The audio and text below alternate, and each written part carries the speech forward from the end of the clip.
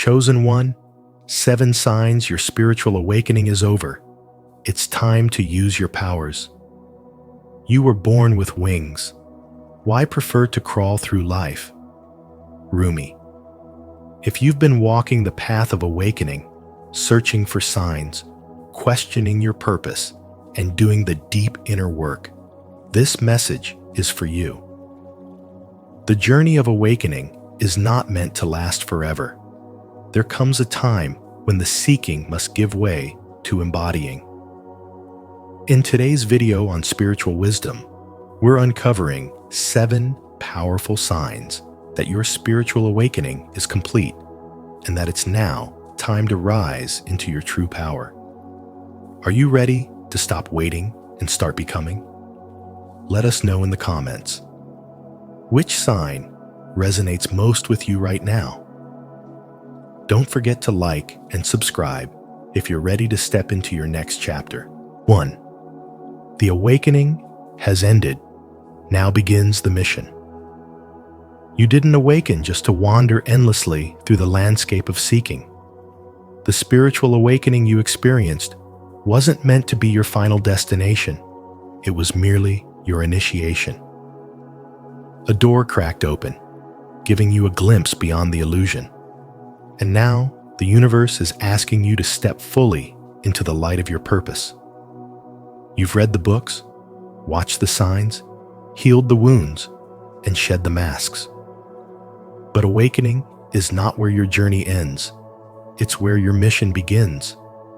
So many chosen ones become stuck in the comfort of awakening. They cling to the process like it's a destination, constantly searching for more answers, more synchronicities, more messages to confirm what they already know deep within.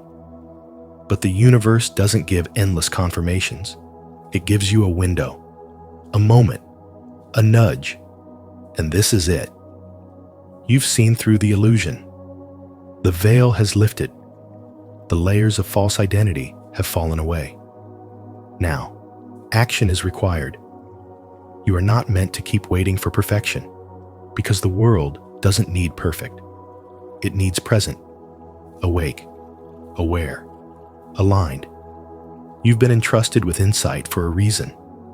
Everything you've been through, the loss, the loneliness, the breaking down of your former self, was preparing you for this moment. That knowing inside you, the one that doesn't shout but quietly insists, is your power.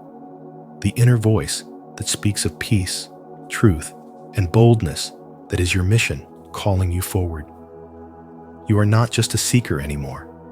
You are a carrier of light, a vessel for truth, a walking embodiment of divine wisdom. And the universe is asking, will you use what you've learned? Or will you keep hoarding wisdom like a collector of trinkets never to be used?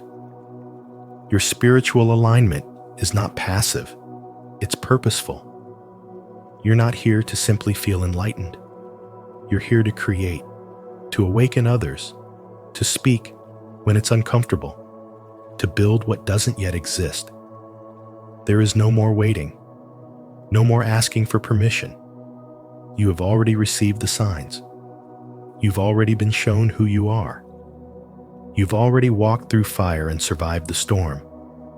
The illusions are no longer convincing. The fear no longer fits.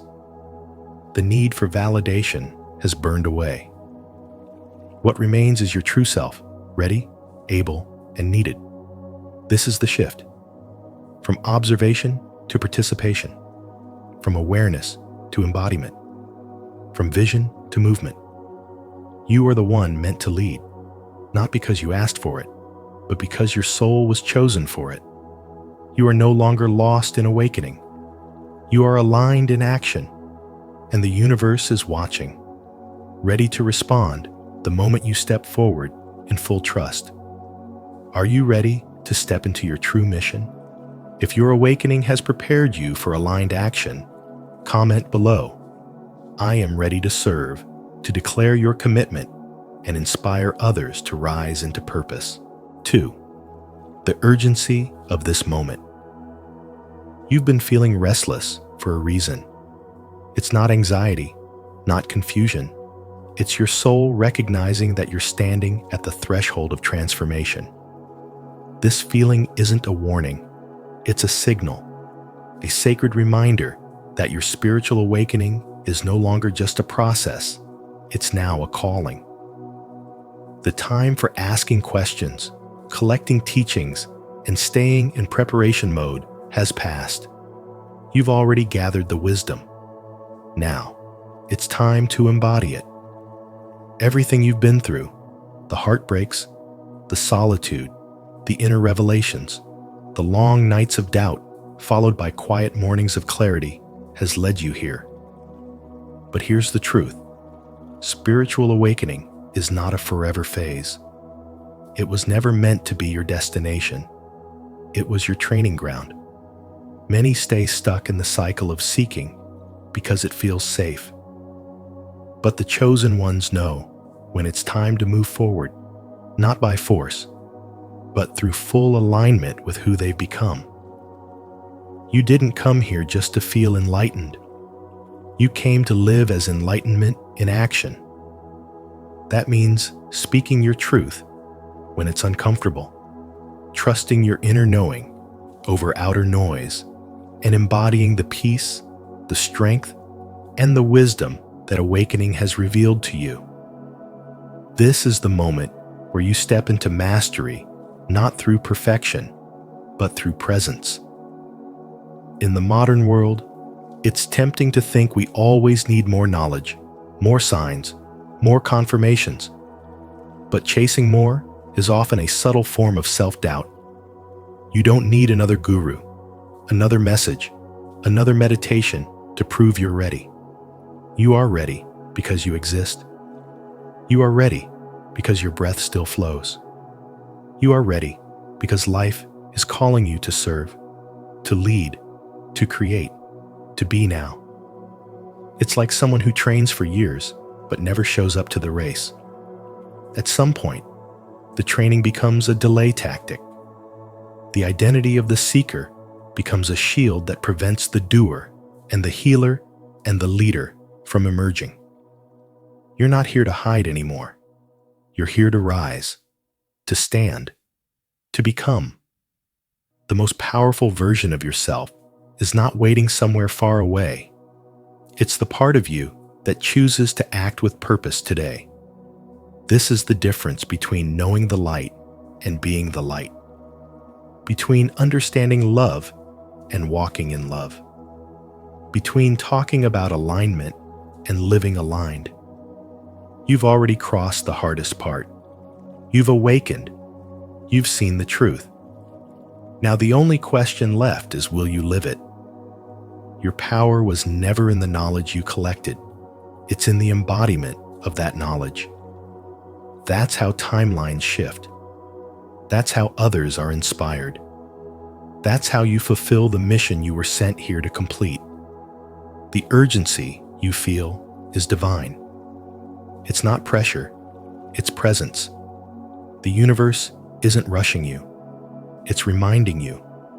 This is the moment you've been preparing for your whole life. Don't hesitate.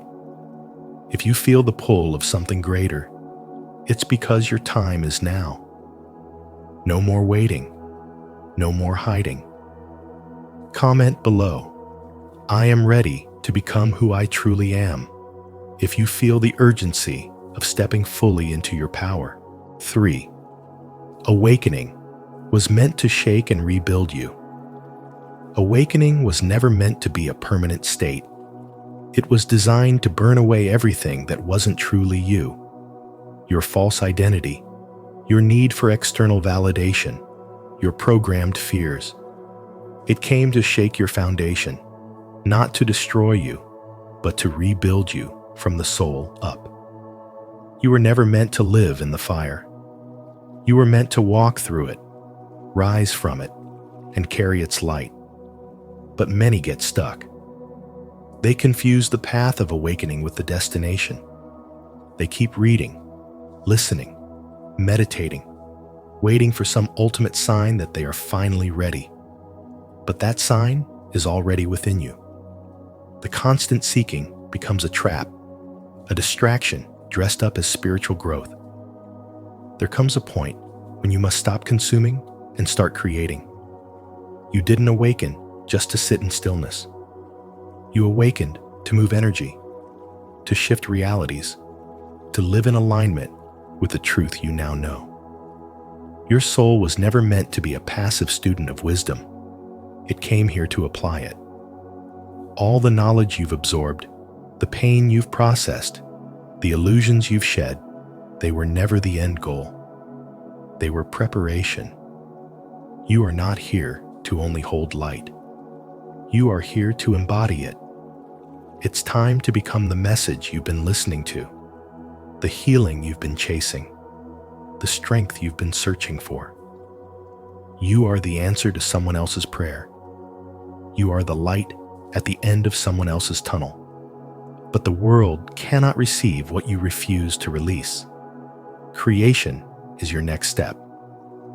Whether it's writing, speaking, leading, or simply showing up in your authenticity, this is how your power activates.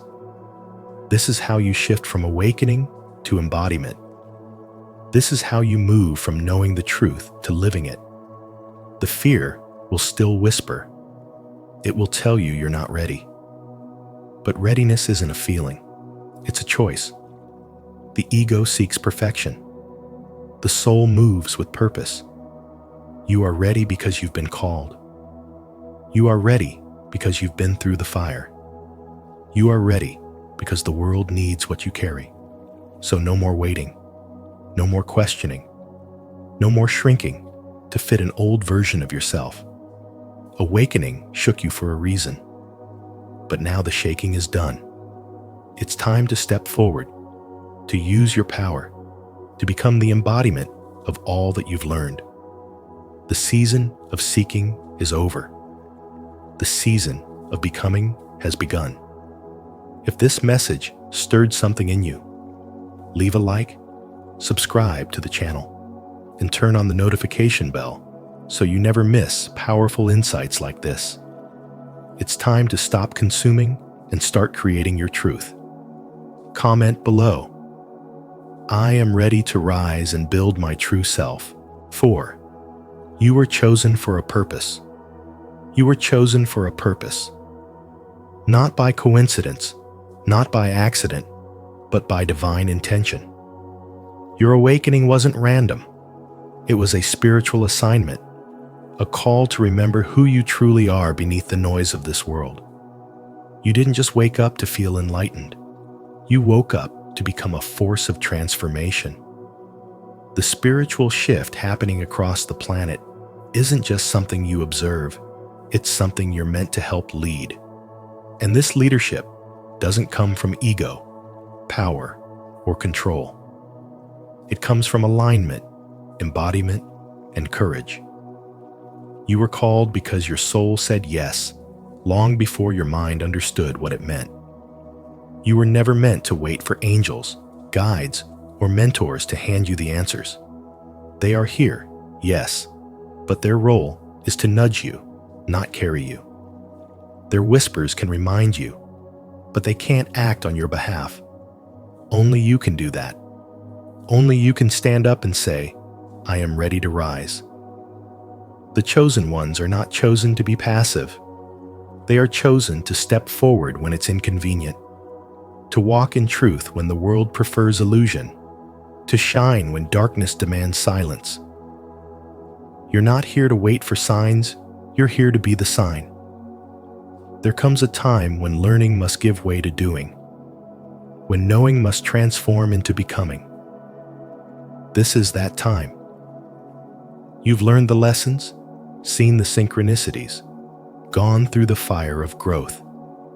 Now the question is no longer, what is my purpose, but will I live it? The world is aching for those who are spiritually awake and spiritually active. Not perfect, not all-knowing, but available, willing to use their voice, their energy, their presence as a vessel of light. You don't have to save the world, but you do have to show up for the piece of it that was assigned to you. Living your purpose is not about striving. It's about surrendering to the truth that already lives inside you. When you stop waiting for the right time and start walking in divine time, doors open. Clarity finds you. People are moved by your energy because it's real, not rehearsed. You were chosen because you were built for this. Your pain taught you empathy. Your isolation trained your discernment. Your setbacks gave you resilience. You are not behind. You are right on schedule. No one can activate your mission for you. No one else can speak your truth. This responsibility is sacred. You were not chosen to stay hidden. You were chosen to embody the shift. The awakening was just the beginning. Now, it's time to rise and become what you came here to be. If this message has stirred something deep within you, leave a comment of faith. I accept my divine purpose. I am ready to rise and fulfill my calling. Don't forget to like this video, subscribe to the channel, and turn on the notification bell so you never miss a message meant for your awakening. 5. The mission after awakening. Real spiritual maturity isn't about how many affirmations you recite or how many hours you meditate. It's about embodiment, where your actions match your knowing, and your presence speaks louder than your words. You've already awakened. You've peeled back the layers, seen through illusions, and walked through darkness with only your inner light to guide you. But now comes the real work. Living it. Living truthfully. Living powerfully. Living like someone who remembers why they came here in the first place. You're not here to stay in a cycle of endless seeking. You're here to become the message, to hold the vibration of what you've learned so deeply that people feel it before you even speak. Your power isn't in how much you know, it's in how fully you show up. It's in how you stay calm when everything around you shakes. It's in the way you respond to pain without losing your compassion. It's in your ability to walk with integrity when no one is watching. That's what it means to live your awakening. There was a woman who, after years of studying every spiritual book she could find, found herself completely broken. Her marriage collapsed, her business failed, and her health declined. All the knowledge she had collected suddenly felt useless. But in that moment of silence, she heard the truth clearly. This is the moment your training was for. She stopped reaching for new answers and started applying what she already knew. She showed up, not perfectly, but powerfully, with clarity, with presence. That shift changed everything, because she finally realized she wasn't meant to just understand the light. She was meant to be it. The world isn't looking for more talkers. It's crying out for those who embody what they believe. Those who don't just repeat truth, but radiate it. Those who can walk into a storm and still be calm. You've been chosen for this. Not to hide your light, but to let it lead. Not to wait for more confirmation, but to trust what's already inside you. Every delay, every wound, every lesson was preparing you not just to survive, but to lead. And now, the mission begins. To know the truth, but not live it, is to betray your own soul. The real initiation wasn't the awakening, it's what you do after. This is your invitation to rise, not someday, but now.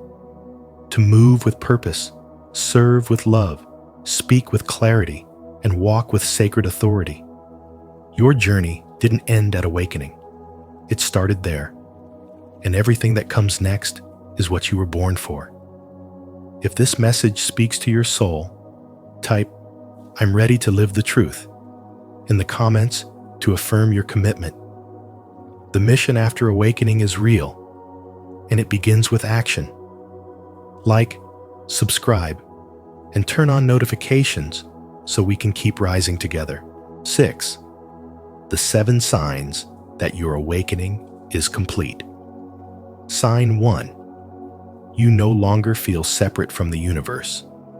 You no longer search for divinity outside of yourself because you've realized it was never out there to begin with. The longing to connect with something greater has transformed into the deep knowing that you are that greatness in human form. This is not an intellectual belief. It's an embodied truth. You feel it in your breath, in the space between thoughts, in the quiet awareness that watches everything but resists nothing. You feel oneness with all that is not as a poetic idea, but as a living presence. The trees, the wind, the laughter of strangers, even the silence between words, all of it feels like part of you now. You've stopped labeling experiences as good or bad because you've seen the divine thread that weaves them all together. Peace is no longer a goal on the horizon. It flows from you, quietly and naturally, like sunlight through an open window. Resistance dissolves. You no longer fight against the unfolding of life because you've tasted the freedom of surrender. The need to prove yourself, fix everything, or force outcomes fades. You let go, not because you've given up, but because you've awakened to the deeper intelligence that governs all things. And this letting go is powerful. It opens space for miracles, synchronicities, and alignment that can't be orchestrated through force. You've become aware that your energy is not passive, it is creative.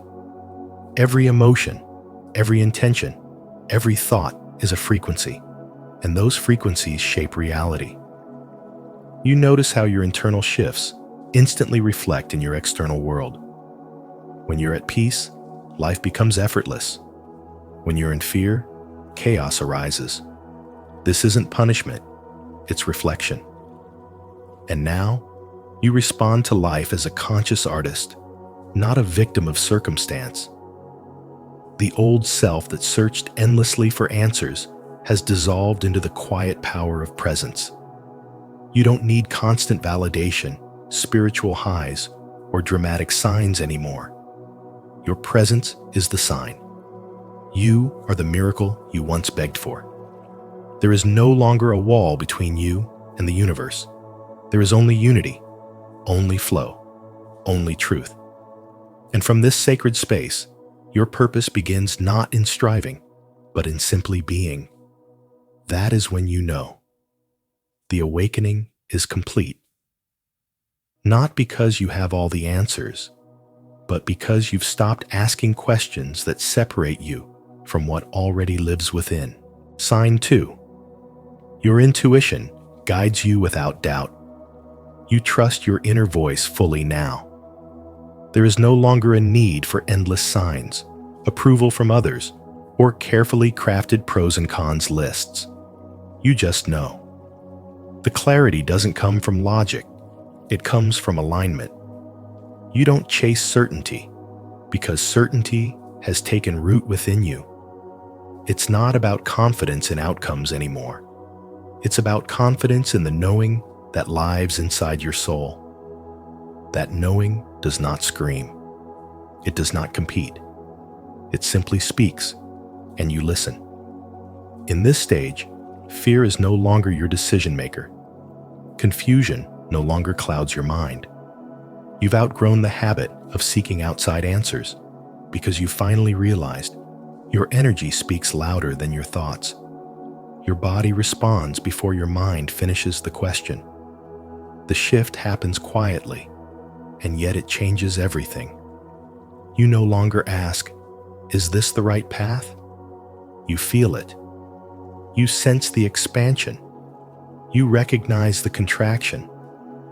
And you follow that guidance, not because you're sure of what's next, but because you're sure of yourself. There is a moment in every chosen one's journey when the need for external validation disappears. What replaces it is not arrogance, it's peace. a peace that doesn't beg for permission, a peace that moves through uncertainty like water, flowing where it needs to go. You stop chasing signs. You stop waiting for the perfect conditions. You act because it feels right, not because it looks right. This is the power of deep spiritual alignment. It doesn't ask for proof. It simply moves in truth. When you trust your intuition, you no longer stall in hesitation. There's a calm decisiveness in your presence. People around you may not understand. They might say, "You've changed." And they're right. You've stopped performing for a world that taught you to doubt your own inner wisdom. You've chosen to trust the whisper instead of the noise. You've chosen the internal compass over the external map.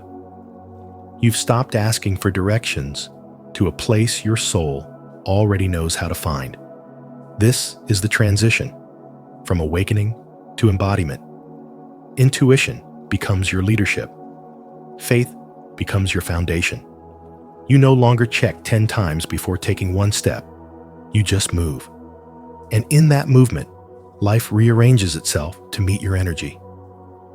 This is not magic. This is spiritual maturity. The ability to move without needing to be convinced. The ability to know without having to explain. The ability to feel aligned and trust it, even when it makes no sense to the outside world. You have graduated from waiting, from questioning, from doubting. Your power now lies in presence, in listening to the quiet pull that says, "This way." That quiet pull is your path. That gentle nudge is your direction. And you follow, not because it's easy, but because it's true. Sign 3. Material desires no longer control you. You no longer chase money, status, or validation because something deep inside you has awakened. You've outgrown the need to impress others with what you wear, what you own, or how much you earn.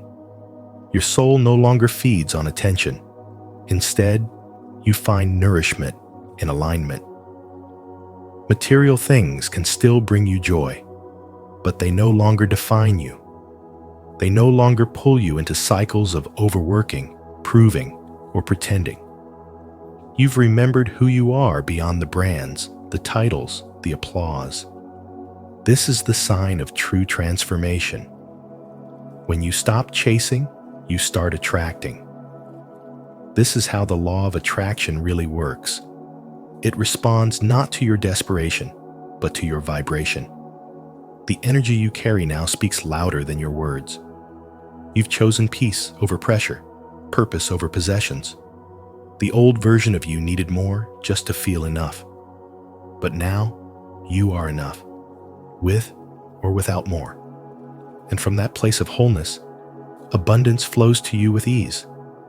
You've discovered that fulfillment isn't found in what you accumulate, but in how deeply you align. No amount of luxury can compare to the richness of inner peace. No praise can replace the still voice of your spirit saying, "I am home." You've realized that manifestation is not about owning everything, but about owning your truth. Your energy is the currency now. And when you spend it on what's real, gratitude, growth, presence, the universe multiplies your return. You are no longer a servant to material desires. You are the master of your reality. Your spiritual awakening has taught you to see through illusions. You now walk with power, but not the kind that shouts. It's a quiet, magnetic power rooted in detachment and clarity. And because of this, life meets you differently. Opportunities show up, not because you hustle, but because you're in harmony. People feel your calm, your focus, your light, and they're drawn to it. This is freedom. You're not running after things, hoping they'll complete you. You're standing still in your truth, and all that's meant for you begins to arrive. You no longer beg for doors to open. They open when you knock with purpose. You no longer sacrifice your peace to keep up. You slow down, and life speeds up in your favor. The more you surrender, the more you receive. Not from force, but from flow. Not from lack, but from alignment. Not from noise, but from stillness. Sign 4. You have embraced solitude and found peace. Silence no longer unsettles you. It empowers you. What once felt like a void is now a sacred sanctuary where your spirit breathes and your mind rests.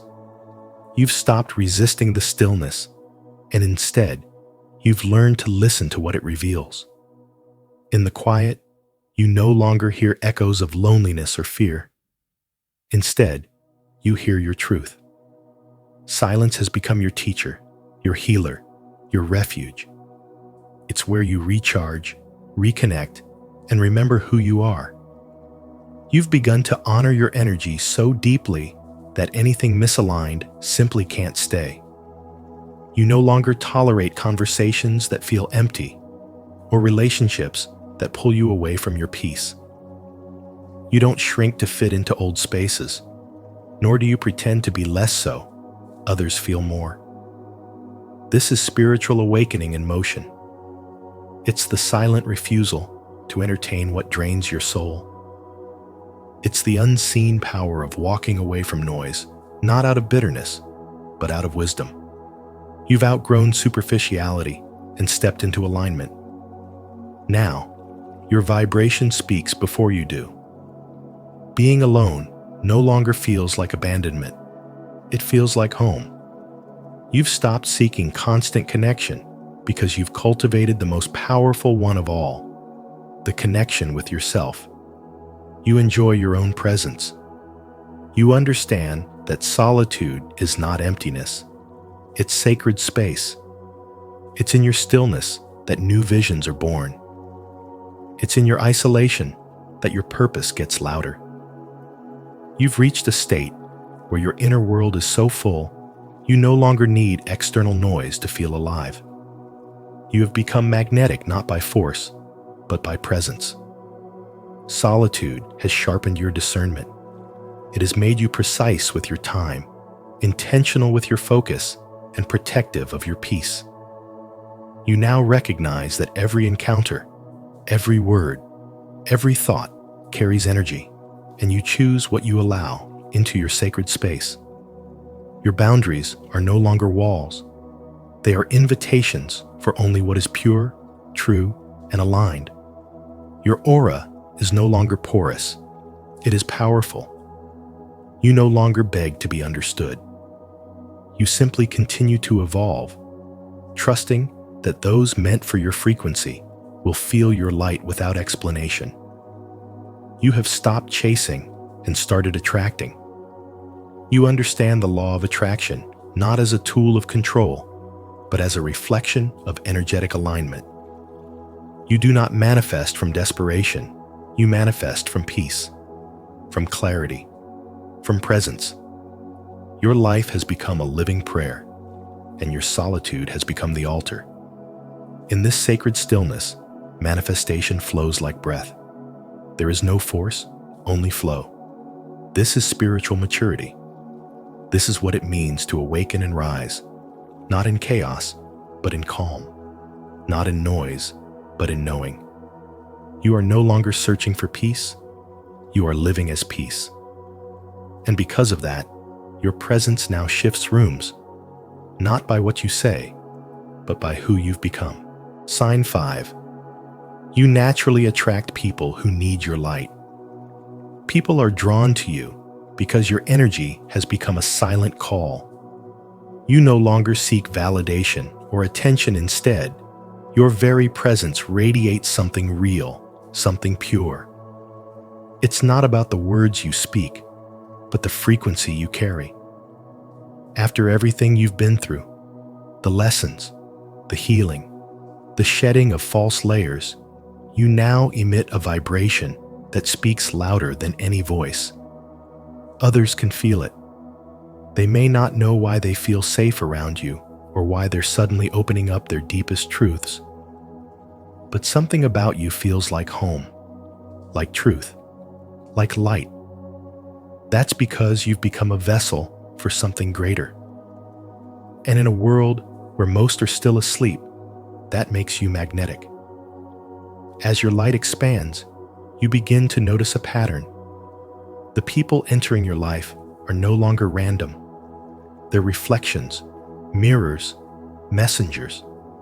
Some walk alongside you for a while because their soul resonates with your path. Others arrive with chaos in their hearts, seeking peace they haven't earned. And then there are those who don't even understand why they're drawn to you. They just know that your presence soothes something inside them. That's what happens when your spiritual awakening is complete. You stop needing answers, and you start becoming one. You attract not because you try, but because you are. Energy doesn't lie. But the truth is, not everyone who is drawn to your light is worthy of it. Some come to take, to drain, to feed off the peace you've built with blood, sweat, and sacred tears. These are the ones who haven't faced themselves yet. They want your frequency without doing the work to raise their own. And this is why your next step, now that your awakening has matured, is to master spiritual boundaries. You cannot pour into everyone. Your light is powerful, but it's also sacred, and sacred things must be protected. You must learn to say no, to walk away, to shield your peace like a priceless treasure. Because it is. There's a woman who used to give all of herself to everyone. Friends, students, even strangers. Her presence felt healing to others, and they would come to her, uninvited but desperate for light. At first, she thought this was her purpose to be the light for others. But over time, she began to feel drained, disconnected, even resentful. That's when she realized, being the light doesn't mean you set yourself on fire to warm others. She learned to protect her energy, to only give from a place of overflow, not obligation.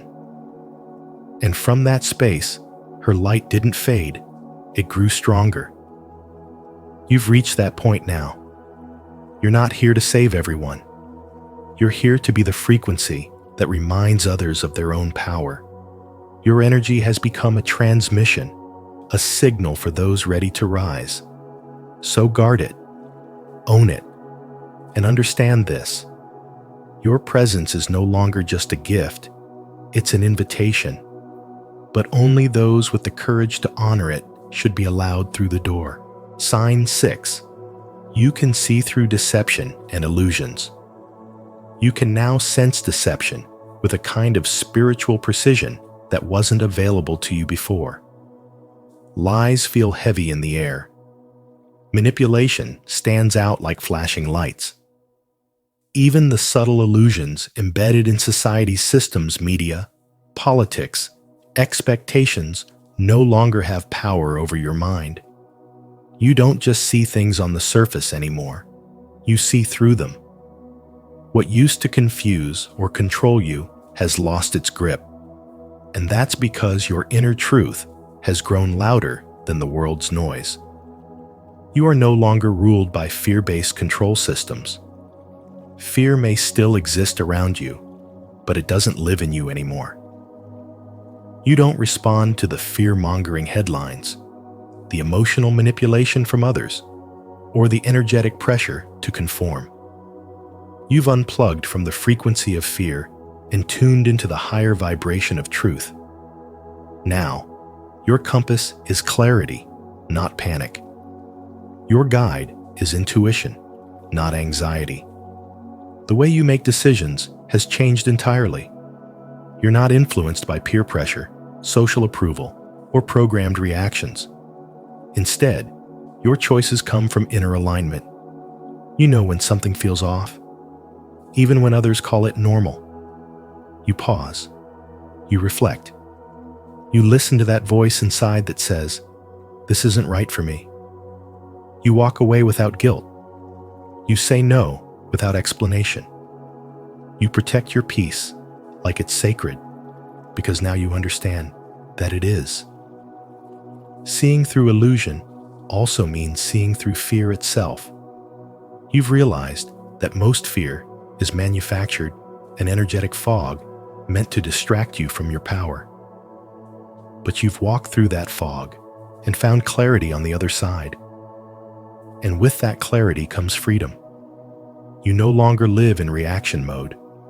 You live with intention. You no longer seek safety and approval. You find safety in presence, in energy, in knowing who you are and who you were sent here to be. The most powerful shift is this: you no longer believe the world outside of you has more authority than the truth inside of you. That realization changes everything. You're no longer searching. You're embodying. You're no longer waiting. You're moving. What once scared you now fuels you. What once confused you now empowers you. The illusions fell away, and what remained was your power, your vision, your voice. And now, you use that power. You speak when it's uncomfortable. You stand tall when the world wants you to shrink. You live from the soul, not the script. This is what happens when awakening ends. It transforms into embodiment. You don't just talk about light anymore. You become the light. And that light exposes everything false, not to shame others, but to awaken them too. Because when one chosen one sees through illusion, the energy ripples. When one soul stops fearing fear, it shifts the atmosphere. When you choose truth over comfort, you show others what's possible. You didn't come here to be passive. You came here to break patterns, to radiate higher frequencies, to manifest a reality rooted in love, sovereignty, and spiritual wisdom. You came here to see through the dark and still choose the light. And now, you are doing exactly that. Sign 7. You feel a strong call to step into your mission. You no longer think about your purpose. You feel it vibrating through every part of your being. It's not a mental exercise or a philosophical question anymore. It's a living truth that wakes with you in the morning and follows you into the night. You feel called not by logic, but by something sacred and beyond words.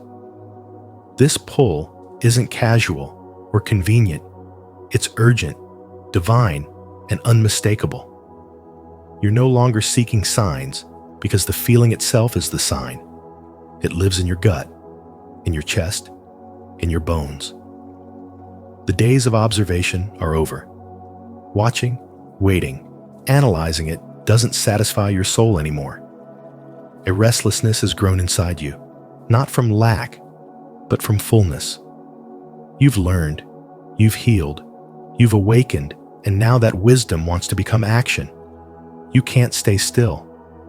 You weren't built to stay still. There's a fire rising inside of you that won't be tamed by passivity. You're ready to step forward, not because you know every detail of the path, but because the silence of inaction has become louder than the fear of failure. Even without certainty, you feel ready. You may not have all the steps laid out. You may not have perfect clarity or external validation. But something in you knows. This is the moment. You've stopped asking for permission and started walking with intention. You're no longer looking for external proof. You've become your own confirmation. The knowing within you is stronger than the questions around you. And even in uncertainty, you are grounded in trust. That trust is your foundation. That inner fire is your compass. Every day, the mission calls to you louder, and you no longer ignore it. You understand now that being chosen doesn't mean being perfect, it means being willing. Willing to show up, willing to risk, willing to be seen. You're no longer just a student of awakening. You are the embodiment of its completion. You've shifted from absorbing light to radiating it. You've stopped consuming truth and started living it. This is your moment of transition, your turning point from the seeker to the one who serves. What once felt like a distant calling now feels like a command from the soul. You don't need all the answers. You need only to take the next faithful step. You were never meant to awaken just to stay awake. You were meant to awaken so you could rise, lead, heal, and create. The time is no longer someday. The time is now. As we uncover these 7 signs, take a moment to honor how far you've come on your spiritual path. Your presence here shows you're not just awakening, you're evolving. Comment below, "My awakening is complete, and I am ready to live in truth." Let this be your affirmation as you step into your highest self. Your awakening was never the end. It was the beginning of your true purpose. Now, it's time to embody everything you've learned and use your gifts with confidence. The world needs your light more than ever.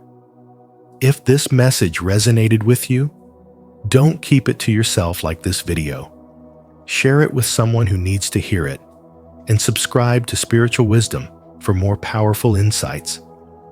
And don't forget to turn on the notification bell so you never miss a moment of your soul's journey. Your time is now. Step forward. Shine boldly. Carl Jung's warning about empaths. It's darker than you think. Until you make the unconscious conscious, it will direct your life, and you will call it fate. Carl Jung. At Spiritual Wisdom, we believe that awakening begins with awareness. And for empaths, that awareness often feels like both a gift and a burden. In this video, we'll explore Carl Jung's deeper and more unsettling warning about the empathic path truths that are rarely spoken but urgently needed. These insights aren't just theory. They're a mirror to help you navigate your emotions, protect your energy, and grow into your highest self. As you watch, ask yourself, how has your empathy shaped your relationships and your identity?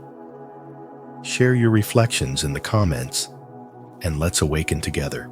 1. Empathy is an archetypal, not just emotional, gift. True empaths are not just emotionally sensitive individuals. They are psychic conduits through which unseen forces pass. While modern culture paints empathy as a gentle gift, Carl Jung's deeper insight reveals something far more complex. The empath does not simply feel with others. Instead, they absorb emotional energy like a sponge, often unknowingly channeling the unresolved pain of others, the tension of the collective, and even the echoes of ancestral trauma. This isn't sentimentality. This is soul work. Empathy, in its truest form, is archetypal. It belongs not to the ego, but to the realm of the unconscious. Jung understood that empaths are intimately connected to powerful, universal patterns that stretch far beyond personal experience. They are tapped into the undercurrent of humanity's unspoken sorrow. And this is why their burden is so heavy. They may feel grief without cause, carry anxiety that doesn't originate from their own life, or wake with dread that belongs to the emotional atmosphere of society itself. This capacity to feel deeply and widely isn't always a blessing. Empaths often suffer because they don't know where their emotions end and another's begin. They walk through the world absorbing the invisible, a fight between light and shadow that most people don't even realize is happening. This is not a gift for the faint of heart, and it is rarely acknowledged for the spiritual weight it carries. Without awareness, the empath may drown in what they carry. But with spiritual wisdom, they learn to navigate the tides. What's most dangerous is that the world doesn't often recognize the true empath. Instead of seeing a sacred mirror, society labels them as too emotional, too sensitive, or too dramatic. In truth, the empath is reflecting what others can't bear to see in themselves. Their energy exposes repression. Their presence stirs buried pain. And that's why many people unconsciously reject them, not because of who they are, but because of what they awaken. Spiritual wisdom teaches that energy must be discerned, not just felt. And this is the empath's task, to learn what is theirs to carry and what is not. This requires deep boundaries, not walls, but intelligent filters that allow clarity to pass and distortion to be blocked. Without this skill, the empath becomes a dumping ground for the collective shadow. But when mastered, their sensitivity becomes a superpower, not for attention, not for approval, but for alchemy. The empath is not here to be comfortable. They are here to transform pain into presence, emotion into awareness, darkness into light. That's the deeper role Jung pointed to. Not the romanticized empath, but the archetypal vessel. And if one does not understand this role, they risk being consumed by it. But when understood through the lens of spiritual wisdom, empathy becomes something else entirely. Not a burden, but a sacred path. Have you ever felt emotions that didn't seem to belong to you, like you were carrying the weight of something ancient or collective? If so, share your experience in the comments below so others can feel seen too. And if you're just starting to explore your empathic gift, type, "I'm open to understanding," so we can walk this path of spiritual discovery together. 2. Unconscious empathy leads to possession and self-loss. When empaths operate unconsciously, they don't just feel others' emotions, they become entangled in them. Without clear boundaries, they absorb emotional pain like a sponge, often mistaking it for their own. They carry the weight of unresolved trauma, shadows, and psychic debris that do not belong to them. This isn't simply compassion, it's energetic possession. Carl Jung once said, "Until you make the unconscious conscious, it will direct your life and you will call it fate." For the unaware empath, this fate takes the form of emotional confusion, chronic fatigue, and the gradual erasure of self. Their identity begins to blur. Their center becomes unstable, and they live in a state of constant emotional flooding, like a mirror that reflects every wound but forgets its own face. This merging of energies is dangerous because it pulls the empath into other people's inner chaos, leaving them haunted by emotions that aren't theirs. These inner disturbances often surface in dreams, mirrors that twist their reflection, caves that trap them in darkness, and ghost-like figures symbolizing energies that need release. These are not just poetic images. They are the language of the unconscious trying to speak. They reveal a life lived for others, a self that has been eclipsed. The empath becomes a silent witness to pain, yet internally cries out for boundaries that were never taught. And so the spiritual burden deepens. True spiritual awakening begins not with more feeling, but with more awareness. It is not about absorbing more, but about learning what to let go.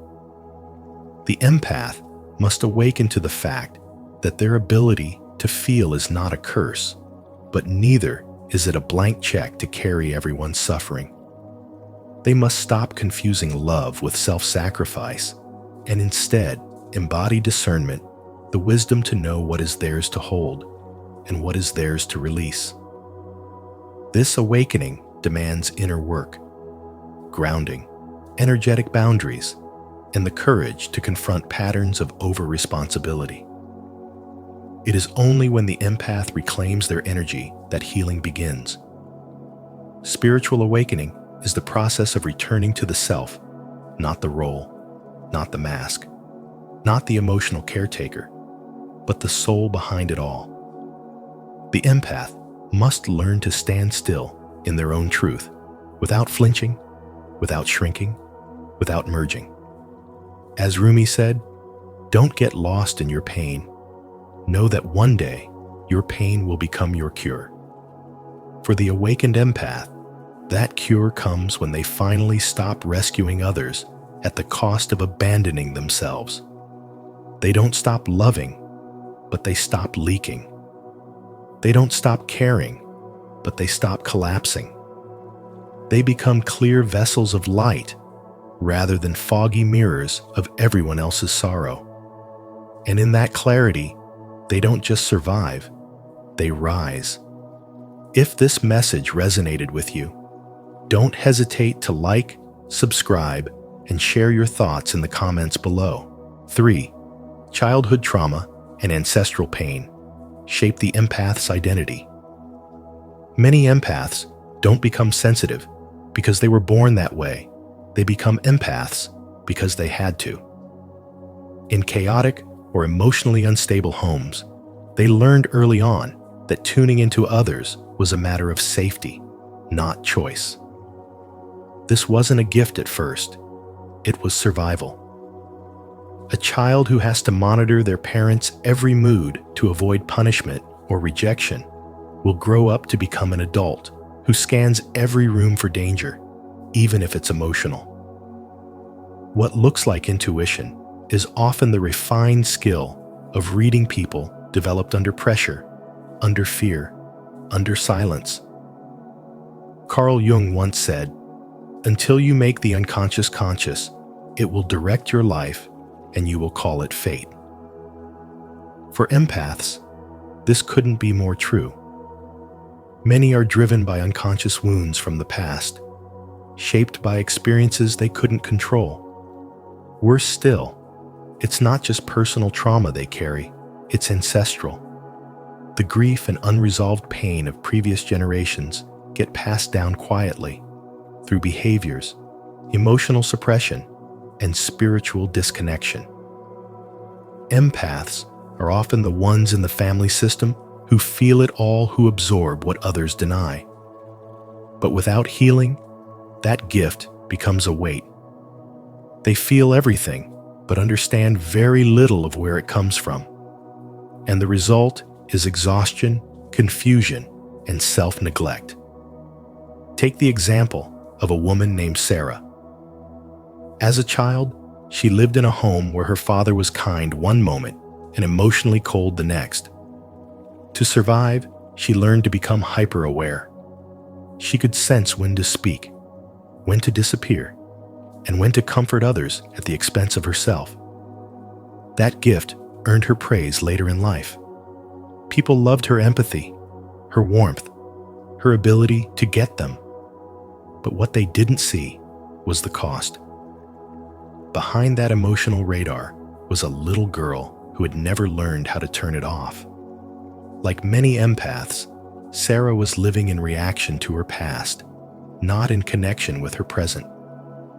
Carl Jung called this pattern the archetype of the wounded healer, those who seek to mend others while avoiding their own pain. Many empaths unconsciously fall into this pattern. They don't just help others out of compassion, they do it out of compulsion, believing that by fixing the outside world, they'll feel better inside. But this is a trap, because empathy without boundaries is not love, it's self-abandonment. And when empathy becomes a reflex, not a choice, it drains you. You give and give until there's nothing left, and then you wonder why you feel invisible. The truth is, healing begins when you stop making your empathy a job and start making it a choice. You don't owe the world your exhaustion. You owe yourself restoration. You don't need to carry the pain of every person you meet to prove your worth. Your sensitivity is sacred. but it was never meant to be used as a shield or a burden. It was meant to guide you, not enslave you. Carl Jung's spiritual wisdom teaches us that the shadow we don't face becomes the life we unconsciously live. If your empathy was shaped in trauma, then reclaim it through awareness. Turn it from a reaction into a sacred practice. Learn to feel without losing yourself. This isn't about feeling less. It's about feeling wisely. Do you feel this truth in your bones? If you do, declare it boldly in the comments. I am healing generations through my empathy. 4. The shadow side of empathy must be confronted. Empathy can be a quiet disguise for the ego. Beneath the surface of care, there often lies a deep, unspoken need to be seen as important, to be irreplaceable, to be the one others cannot do without. This craving to help can become less about love and more about control. And what appears as compassion can be a silent strategy to escape our own wounds. Carl Jung understood this paradox deeply, that even our most admired traits have a shadow side. When we give endlessly, we may tell ourselves it's because we care, but sometimes we give because we're afraid to look within. Overhelping becomes a pattern. It looks like love, but it's laced with fear. It's the fear of not mattering unless we're needed. It's the avoidance of our own inner pain by fixing everyone else's. And when this happens, empathy no longer serves healing. It serves ego survival. We become emotionally entangled, mistaking sacrifice for virtue and self-erasure for devotion. In truth, we are often trying to soothe ourselves by saving someone else. This kind of empathy is exhausting. It drains the soul because it's not rooted in wholeness, but in fragmentation. We overextend. We absorb pain that's not ours to carry. We merge so deeply with others' suffering that we forget who we are. And the deeper tragedy is that in trying to be everything for everyone, we slowly disappear. What we call compassion becomes a mask we wear to avoid facing our own unmet needs. Carl Jung's spiritual wisdom urges us to step back, not to stop caring, but to care consciously. The true empath does not rescue to avoid loneliness. They do not absorb to feel worthy. They do not give endlessly just to be loved. Instead, they learn to hold space without losing themselves. They recognize when their helping is actually hiding. They set energetic boundaries not out of coldness, but out of clarity. Empathy without boundaries becomes codependency. Compassion without awareness becomes emotional manipulation. This is the dark side that must be acknowledged. It is only when we confront these truths that our empathy transforms into power, not the power to fix others, but the power to remain rooted in our own center while still offering love. Jung teaches that everything we do, even the good, must be examined through the lens of self-awareness. Because healing isn't about giving all of ourselves away, it's about becoming whole within, so that what we offer is clean, free, and conscious. The real spiritual wisdom is this: empathy is not just about feeling what others feel. It's about knowing when the feeling isn't yours to hold. If you're ready to confront the shadow side of your empathy and reclaim your true self, comment below. I choose truth over illusion. Let's walk this path of self-awareness together. 5. The true empathy requires boundaries and inner strength. True empathy is not about becoming a sponge for other people's emotions. It's not about soaking in pain until you can't tell where their suffering ends and yours begins. That is emotional fusion, not compassion. Real empathy is witnessing without merging. It's the art of holding space for another soul while remaining anchored in your own. It's saying, I feel you, but I am not you. And that one sentence marks the beginning of a spiritual awakening.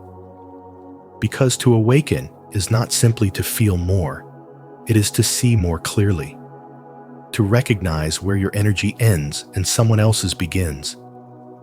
Without that clarity, empaths are not gifted. They are exhausted, drained, dissolved into the chaos of the world around them. Carl Jung once said, "The most terrifying thing is to accept oneself completely." That includes the part of you that wants to help, heal, and hold everyone, but also the part that must say no. Boundaries are not selfish. They are sacred. They are spiritual muscles, forged through discernment and self-trust. A sponge absorbs everything indiscriminately, but a sovereign vessel chooses what it allows in. An empath who is awakened is no longer a victim of energy. They are a guardian of it. Sensitivity is not a weakness. It is a raw perception. But when untrained, it becomes suffering. You can't save others by losing yourself. Empathy, without grounding, becomes self-erasure. But empathy with inner strength becomes a force of healing. You don't need to become harder. You need to become clearer. Clear about your limits. Clear about your role. Clear that your purpose is not to carry everyone, but to hold truth when others have forgotten it. This is the path from sponge to sovereign. The journey from drowning in emotion to becoming a vessel of divine clarity. It is spiritual wisdom in action, the awakening of selfhood, not the denial of it. The more you know yourself, the less likely you are to confuse someone else's chaos for your responsibility. The world doesn't need more people who feel everything. It needs more people who feel deeply and still remain rooted. That is true empathy. That is spiritual awakening. Don't forget to subscribe for more spiritual wisdom on transforming empathy from emotional overload into grounded strength and sacred boundaries. 6. Conscious empathy is alchemical and transformative. When an empath awakens, something profound happens. They stop being overwhelmed by the emotions of others and begin transmuting that pain into wisdom. No longer a passive vessel for suffering, the conscious empath becomes a living mirror, not of wounds, but of possibility. They begin to reflect strength, insight, and clarity instead of absorbing confusion and emotional weight. This is the alchemical power of conscious empathy, the kind Carl Jung hinted at when he said, "Knowing your own darkness is the best method for dealing with the darkness of other people." Instead of rescuing others and losing themselves in the process, awakened empaths learn to hold space. They guide through presence, not control. They love without attachment, without draining their spirit. Their empathy no longer burns them out. It lights the way for others. Jung understood that the unconscious drives most human behavior. And so, when a conscious empath reflects someone's truth back to them, they disrupt the patterns that keep that person asleep. Their presence alone can awaken hidden potential because they've done the work to awaken their own. This kind of empathy requires deep inner strength. It is not soft and fragile. It is sharp, clear, and rooted. It's the kind of empathy that sees through projection, through manipulation, through performance. A conscious empath can feel everything and still remain centered. They've learned that not every emotion they sense belongs to them, and not every soul in pain is theirs to heal. Take Jenna, for example. A nurse and a natural empath, she spent years absorbing the pain of her patients. Every night she came home drained, thinking that this exhaustion was simply part of being a good person. But after stumbling upon Carl Jung's writings and beginning to explore the unconscious roots of her behavior, she realized that her empathy had become martyrdom.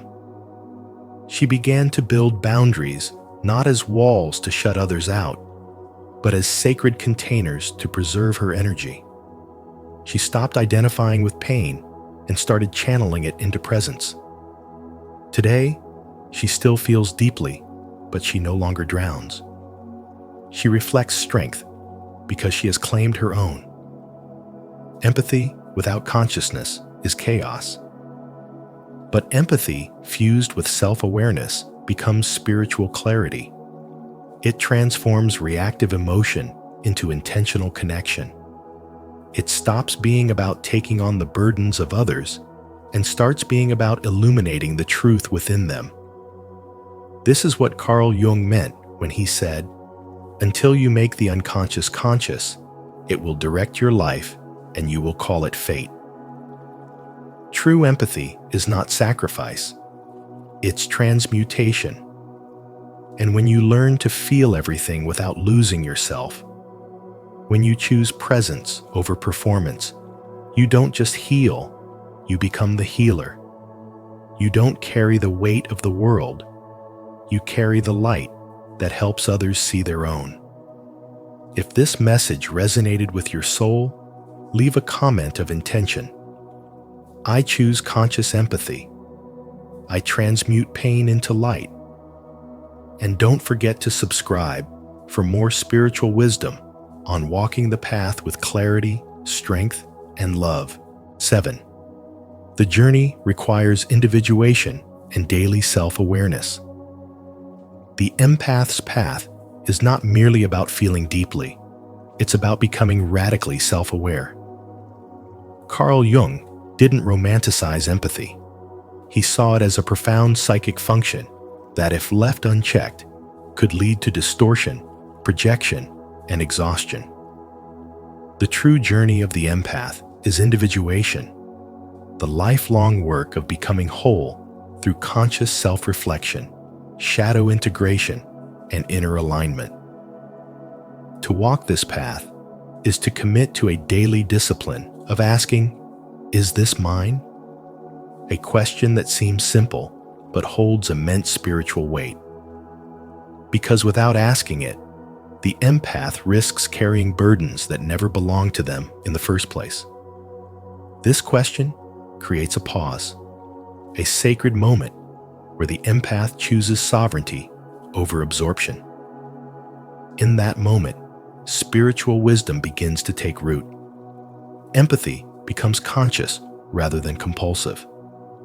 You no longer feel everything as yours, but rather you learn to feel with clarity and boundaries. And that is not coldness. That is a sacred responsibility.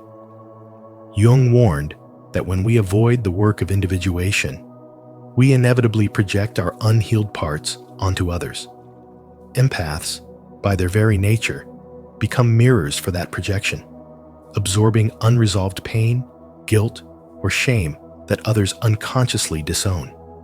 The result? Emotional overload, spiritual fatigue, and a slow erosion of the self. That's why individuation is not optional.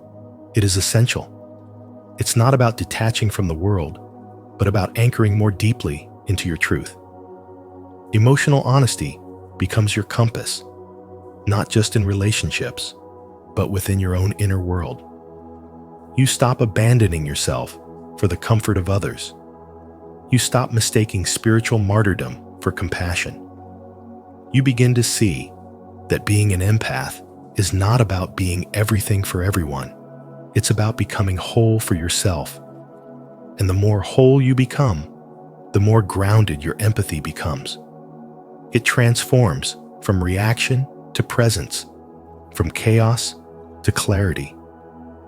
Your intuition sharpens. Your energy stabilizes. You become a calm center in a world full of noise. That's the gift of spiritual wisdom. It doesn't numb your sensitivity. It hones it.